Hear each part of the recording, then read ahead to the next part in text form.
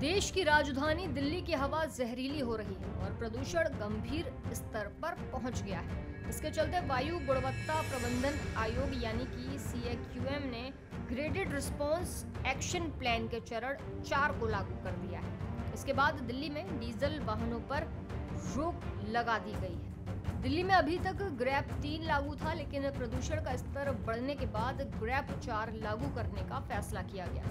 Diesel वाहनों में सिर्फ उन वाहनों को छूट मिली है जो जरूरी सामान और आवश्यक सेवाएं देने वाले वाहन हैं। शहर में डीजल से चलने वाले मध्यम माल वाहनों और भारी माल वाहनों पर प्रतिबंध लगाया गया है।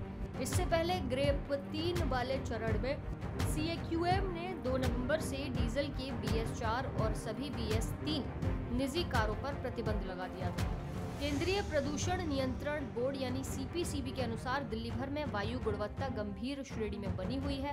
RK-पुरम में AQI 466, ITO में AQI 402, पटपड़गंज में AQI 471 और न्यू मोती बाग में AQI 488 पर है। दिल्ली परिवहन विभाग की ओर से जारी किए गए आदेश के मुताबिक दिल्ली में ट्रक यातायात के लिए कोई प्रवेश नहीं होगा।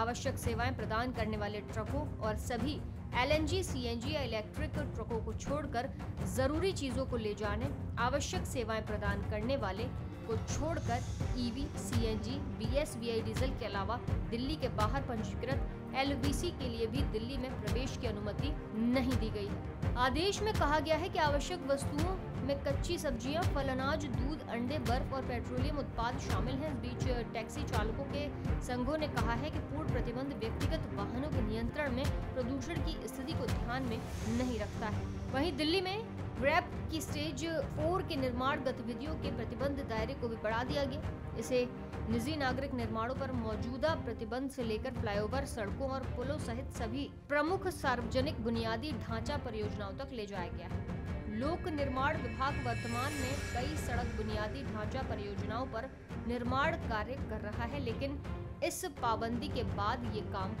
रुक गया है। फिलहाल राजधानी दिल्ली में प्रदूषण का स्तर लगातार बढ़ने से तरह तरह की पाबंदियां लगाई जा रही हैं, जहां हाल ही में कंस्ट्रक्शन के काम पर रोक लगा दी गई है। अब देखने वाली बात ये होगी कि राजधानी में प्रदूषण का स्तर कब तक थमता है।